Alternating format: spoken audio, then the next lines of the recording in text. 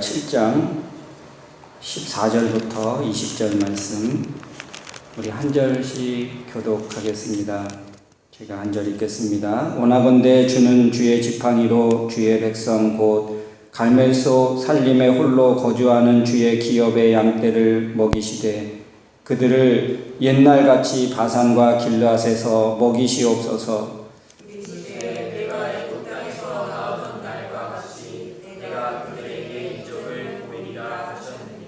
이르되 여러 나라가 보고 자기의 세력을 부끄러워하여 손으로 그 입을 막을 것이요 귀는 막힐 것이며 그들이 뱀처럼 티끌을 땅에 기는 벌레처럼 떨며 그 좁은 구멍에서 나와서 두려워하며 우리 하나님 여호와께로 돌아와서 주로 말미암아 두려워하리이다.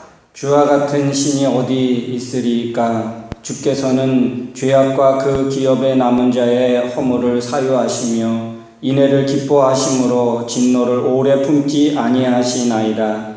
다시 우리를 불쌍히 여기셔서 우리의 죄악을 발로 가주시고 우리의 모든 죄를 깊은 바다에 던지시리이다. 다 같이 주께서 옛적에 우리 조상들에게 맹세하신 대로 야곱에게 성실을 베푸시며 아브라함에게 인애를 더하시리이다. 아멘. 오늘 예배하는 우리 한 사람 한 사람에게 하나님의 크신 은혜와 또 축복이 함께하기를 주의 이름으로 축원합니다. 우리 한번 옆 사람에게 이야기해 주십시오. 인사합시다. 하나님이 하십니다. 하나님이 하십니다. 벌써 11월 넷째 주가 되었습니다. 참 시간이 빠르게 지나가는 것 같죠? 쉼 없이 흘러갑니다. 아마 앞으로도 쉬지 않고 흘러가겠죠? 이 하나님의 은혜와 사랑도 우리를 위해서 잠시 멈춰진 것 같고 그렇지만 결코 한 번도 멈춘 적이 없다는 이 사실을 기억하기를 주님의 이름으로 축원합니다.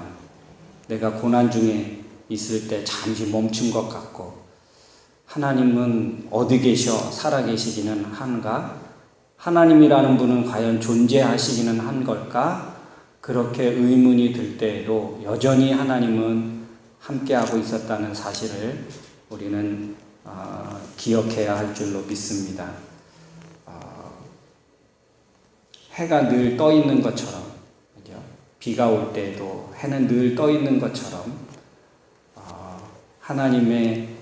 우리를 향한 하나님의 은혜와 사랑은 한 번도 멈춰진 적이 없고, 한 번도, 우리를 외면한 적이 없다는 이 사실을 기억하기를 바랍니다. 그래서 우리도 주님을 향한 믿음, 소망, 사랑, 이것은 아마 멈추지 않고 계속 돼야 할 줄로 믿습니다. 오늘 우리 미가 마지막 부분입니다.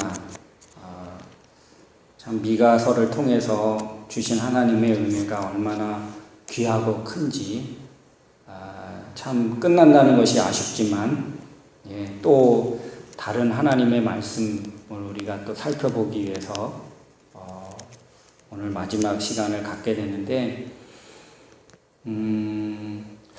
고민이 참 많습니다. 다음은 어디를 할까? 다음 한 주간은 한번 우리 교회에 대해서 좀 더 생각해 보고요. 다음 한 주간은 그리고 12월 둘째 주부터는 로마서를 한번 우리가 같이 은혜를 나누면 어떨까?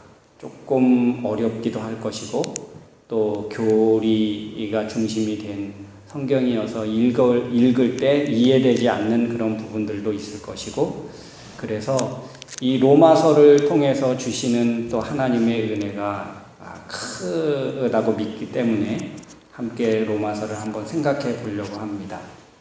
왜냐하면 이 로마서는 오늘날 우리 기독교가 있게 된, 개신교가 있게 되는 아주 결정적인 역할을 한 성경이 바로 이 로마서이지요. 그래서 우리 이제 한번 로마서를 좀 16장까지 긴 장이지만 한번 살펴보려고 합니다. 더 긴 사도행전도 했는데요. 그렇죠?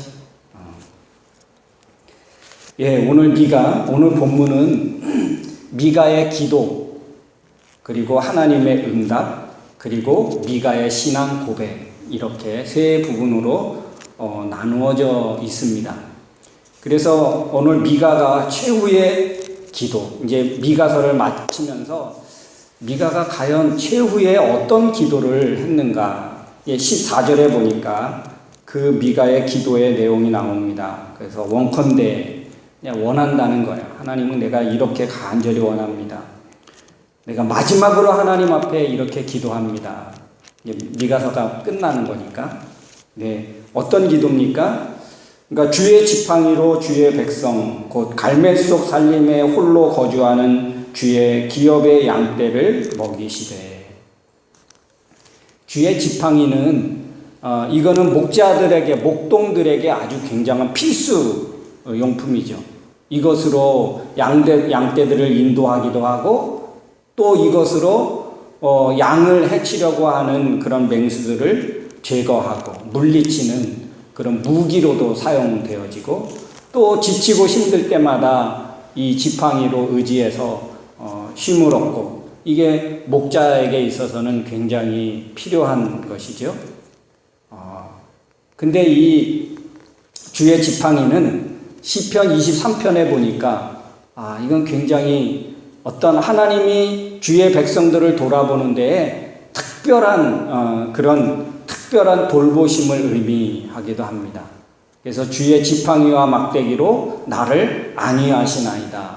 그래서 이 다윗이 사울에게 쫓겨다니고 또 그런 위협을 느낄 때마다 하나님이 다윗을 지키고 보호해 주었던 그 특별한 사랑, 그 특별한 은혜를 다윗은 고백하고 있는 거죠.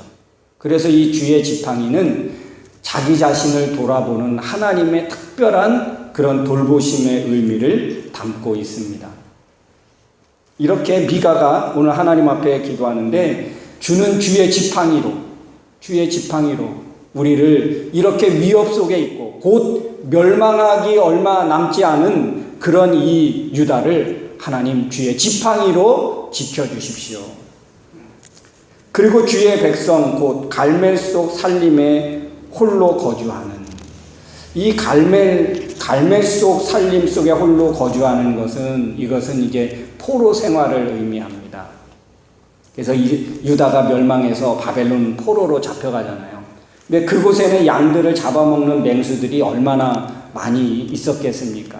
고향을 떠나고 또 포로 신세고, 그러니까 이 바벨론 사람들이 얼마나 멸시하고, 그리고 그들을 인간처럼 했겠습니까? 그런데 그런 갈멜 속 그 살림 속에 홀로 거주하는, 외롭게 홀로 거주하는, 아무런 보호자도 없는 그 유다 백성들, 안전하게 지낼 수 있는 것은 오직 목자밖에 없습니다. 목자의 보호밖에 없습니다. 라고 하는 그런 고백이지요.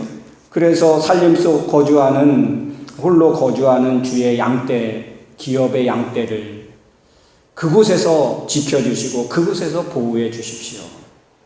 이제 곧 인생의 그 나라의 흥망을 앞에 놓고 있는, 나라의 멸망을 앞두고 있는 이 미가의 간절한 기도죠. 우리 백성들이 하나님의 진노로 인하여 멸망할 수밖에 없어서 포로로 잡혀갈 수 없는 그곳이지만 그 가운데서도 하나님 지켜주십시오. 그곳에서 지켜주시는 이는 주님밖에 없습니다. 하나님밖에 없습니다. 여러분, 인생 여정 중에 보호자는 우리 주님밖에 없는 줄로 믿습니다.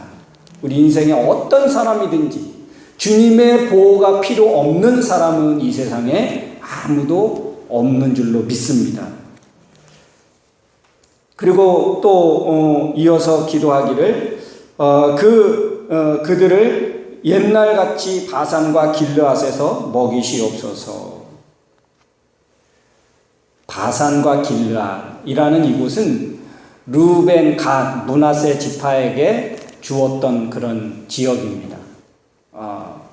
근데 이곳은 숲이 우거진 곳이고, 그리고 목축업으로 굉장히 아주 유명하게 알려져 있는 그런 곳입니다. 그래서 그 지역을 보고 루벤, 갓, 므낫세 지파가 먼저 이 땅을 우리에게 주십시오. 그렇게 모세에게 그렇게 요청했던 곳이죠. 그런데 이것이 너무 비옥하다 보니까 주변 나라들에게 굉장히 공격 대상이었어요. 그런데 이 주전 735년에 북이스라엘 왕 베가가 아수르를 대적하기 위해서 주변 나라들과 함께 결집해서 아수르에게 대항했던 그런 때가 있었는데, 그래서 아수르의 공격을 받아서 가장 먼저 빼앗긴 곳이 바로 이 바산과 길르앗입니다. 그러니까 오늘 미가는 그 바산과 길르앗에서 먹여주십시오. 이거는 무엇일까요? 하나님이 이스라엘 백성들에게 주신 그 기업, 그 유산을 다시 회복하게 해주십시오. 우리가 그곳에서 풍요로움과 그곳에서 우리가 정말 평안한 그런 삶을 우리가 살기를 원합니다. 그 옛적을 다시 회복시켜 주십시오라고 하는 그런 소원이지요. 이스라엘 백성들을 회복시켜 달라는 어쩌면 간절한 기도겠지요.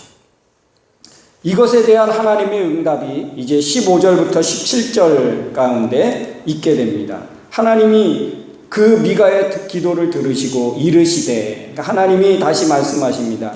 내가 애굽 땅에서 나오던 날과 같이 내가 그들에게서 이적을 보이리라.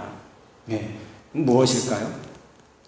하나님이 애굽 땅에서 이스라엘 백성들을 건져내실 때에 10가지의 기적을 베푸시고, 그리고 홍해에 갈라지는 그 기적을 일으켜 주시면서 하나님이 그 선택한 시브리 이스라엘 민족을 하나님이 건져 주십니다. 구원해 주십니다. 하나님의 능력과 하나님의 기적을 통해서 구해 주시죠. 그래서 그렇게 이스라엘 백성들을 내가 다시 지켜주겠다. 이적을 보이면서 내가 이 백성을 지켜주겠다. 어느 정도냐? 어느 정도? 16절, 17절 내용의 말씀입니다. 어느 정도로 하나님이 이스라엘을 보호하고 지켜주고 능력으로 함께 하실까를 말씀하는데, 여러 나라가 열방이 보고 자기의 세력을 부끄러워하여 손으로 그 입을 막고 귀는 막힐 것이고. 여러분, 우리가 가장 놀람의 표정을 어떻게 하죠? 일단 입을 벌리고, 그죠? 입을 벌리고 그 입을 가리기 위해서 손을 갖다 대고, 이게 가장 놀란 표정 아닙니까? 눈동자는 커지고, 그리고 또 놀라면 너무 놀래서 기가 막히다 라는 표현을 하죠. 그죠? 오늘 보니까 열방이 하나님의 그 능력을 보고 하나님의 기적을 보고 열방이 부끄러워서, 자기의 세력이 부끄러워서 입을 가리고 그 귀는 막힐 것이며, 하나님의 능력이 얼마나 큰지, 얼마나 대단한지 주변 나라들이 다 놀래 자빠질 정도로 하나님이 그런 기적과 능력으로 이스라엘, 이 민족을 다시 지켜주겠다. 그들이 뱀처럼 티끌을 핥으며 땅에 기는 벌레처럼 떨며.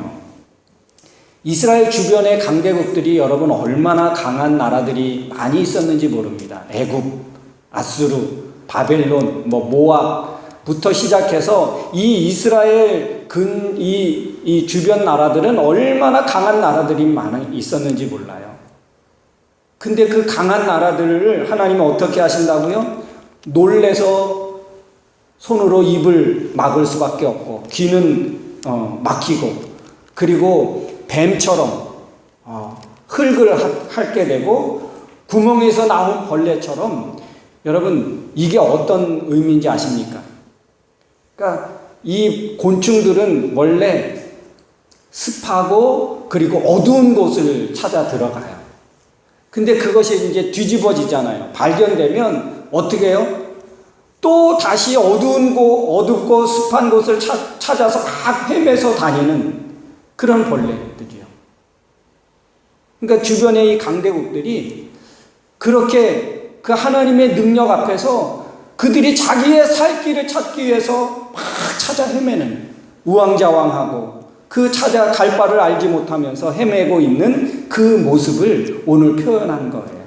하나님의 능력을 통해서 그 주변 나라들이, 그 강대국들이 그렇게 당한다는 거죠. 구멍에서 나온 벌레처럼 숨기의 급급함을 두려워하는 것을 오늘 말씀하고 있습니다. 이렇게 하나님께서 미가가 기도한 것에 대한 하나님의 응답을 이렇게 해주시는데, 그것에 대한 또 이제 미가의 고백이 오늘 18절부터 20절에 이 미가의 신앙 고백입니다. 하나님에 대한 미가의 그런 응답이겠죠. 고백. 어떻게 하느냐. 18절에 보니까 주와 같은 신이 어디 있습니까? 이 말은 무슨 말이에요? 다시 말하면 주님밖에 없습니다. 근데 그 하나님은 어떤 분이십니까?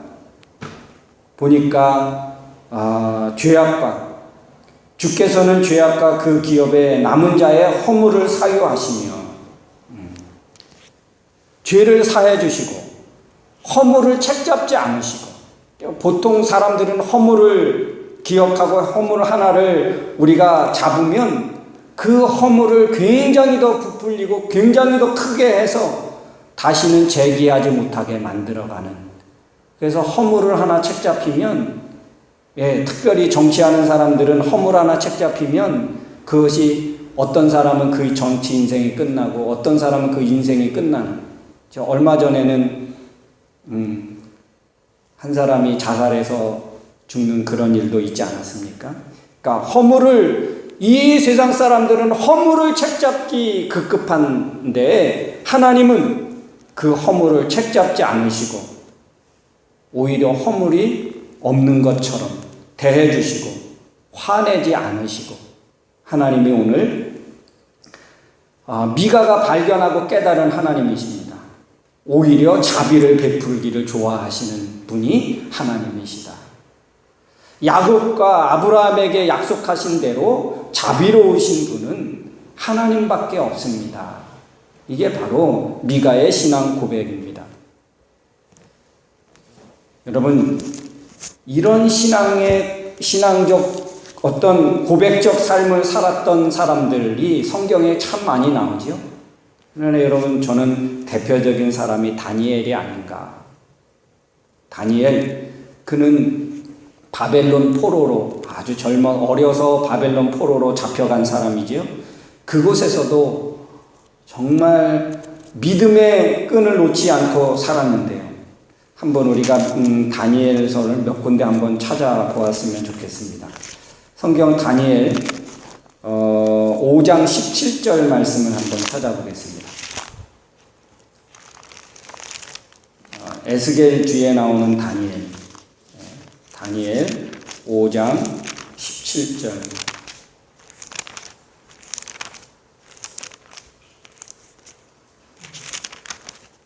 한번 우리 다 같이 한번 읽겠습니다. 같이 시작. 다니엘이 왕에게 대답하여 이르되 왕의 예물은 왕이 친히 가지시며 왕의 상급은 다른 사람에게 주옵소서.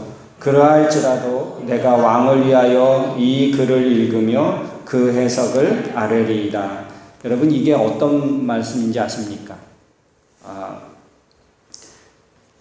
이 벨사살 왕이 이제 잔치를 벌였어요.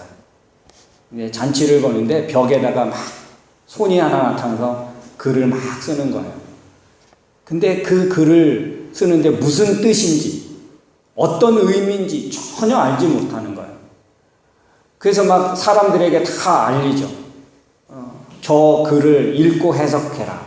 근데 누구도 그렇게 할 수 없는 거예요. 그래서 깊은 근심에 빠지게 되죠.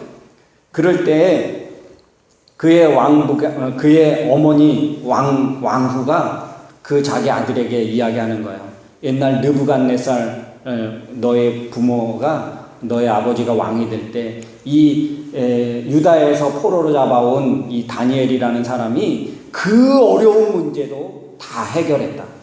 그를 불러서 한번 알아보면 될 거다. 그래서 이제 왔어요. 그럴 때 왕이 다니엘에게 그런 거예요. 내가 내가 필요한 거 다 주겠다. 어떤 상급이든지 내가 요청한 데 다 주겠다. 내가 많은 상급으로 내게 주겠다. 그럴 때 오늘 다니엘이 말한 거예요. 왕은 그 모든 것을 왕이 가지십시오. 그리고 그 상급은 다른 사람들에게 주십시오. 그러면 자기에게 아무것도 없잖아요. 그러면 나는 안 하겠습니다. 이게 해야 되는데 그러지 않고 그럼에도 불구하고 나는 이 문제를 왕에게 풀어드리겠습니다. 내가 그 대가를 바라고 하는 것이 아니고, 그리고 다니엘은 그렇게 고백하는 거예요. 이것은 하나님이 내게 알려주실 것입니다. 그 포로의 신분에서도 여전히 주님밖에 없는, 주님이 자기의 모든 것을 알려주시고 지혜롭게 하시고 어려운 문제도 해결해 주실 이는 바로 주님밖에 없습니다. 그리고 왕권도 의지한 것이 아니고 재물도 의지한 것도 아니고 오직 포로 생활 가운데서도 바벨론에서도 오직 하나님만 의지하면서 살았다. 아마 왕의 재물을 상급으로 받았다면 그것을 의지할 수 있었겠지요. 그리고 그 재물 때문에 많은 사람들이 먹고 살기 위해서 다니엘에게 붙었을 것이고, 근데 재물은 의지하지 않았습니다. 재물을 다 포기하는 거지. 또 그런 부분이, 여러분 다니엘서에 보면 그런 부분이 한두 곳이 나오지 않습니다.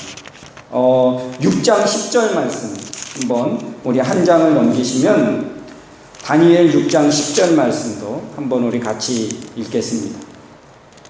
다니엘이 시작. 다니엘이 이 조서에 왕의 도장이 찍힌 것을 알고도 자기 집에 돌아가서는 윗방에 올라가 예루살렘으로 향한 창문을 열고 전에 하던 대로 하루 3번씩 무릎을 꿇고 기도하며 그의 하나님께 감사하였더라. 예. 여러분 계속 이렇게 무릎 꿇고 기도하는 것을 누가 봤습니까? 다니엘을 시기하는 사람들, 다니엘이 잘 되어 나가는 그 시기하는 정말 고관 대작들이 그거를 안 거예요. 그래서 왕에게 그렇게 하거든요. 이제부터 한 달 동안 누구에게든지 어떤 신에게든지 무릎 꿇고 절하거나 기도하는 그 사람을 사자굴 속에 집어넣기로 왕에게 상소를 하고 왕이 거기에 도장을 찍습니다. 근데 그것을 알고도, 그렇게 왕의 도장이 찍힌 것인 줄 알고도 다니엘은 어떻게 했다고요? 전에 하던 대로 하루 3번씩 무릎을 꿇고 하나님 앞에 기도하였더라.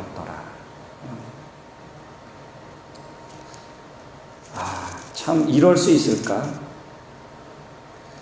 무슨 배짱으로 이렇게 할 수 있었을까? 그에게는 왕의 권한이 두려운 것이 아니고, 다니엘을 시기하는 사람들을 겁내는 것이 아니고, 오직 다니엘의 인생에는 주님밖에 없었다는 고백이지. 내 삶에 있어서 주님밖에 없습니다. 지금은 이제 다니엘이 정치에 들어갔으니까 내 정치 생명 주님밖에 없습니다. 이것을 책임지시는 이는 주님밖에 없습니다. 했던 다니엘의 고백이 아닐까. 왕이 내 생명을 끊으면 그래, 끊어지는 것이지. 여러분, 그런데 우리는 어떻게 합니까? 우리는 주님밖에 아무도 없습니다. 이게 아니고 주님 없이도, 주님 아니어도 됩니다. 라가 우리의 말이 아닌가. 주님 없이도 잘 살아지는 것, 그것이 행복한 것이 아니고 그것이 우리 인생의 최대 위기라는 사실을 여러분 기억하십니까? 우리에게 주님만큼 먼저인 것은 이 세상에 아무것도 없어야 할 줄로 믿습니다. 주님 아니어도 문제 없습니다. 이게 아닙니다. 주님 아니면 안 됩니다. 이게 바로 우리의 고백이어야 되지 않을까. 다니엘이 그랬습니다. 그리고 오늘 미가가 그렇게 고백하고 있는 것입니다. 주와 같으신 신이 어디 있습니까? 주님과 같으신 분이 또 어디 있겠습니까? 내 생에 주님밖에 없습니다.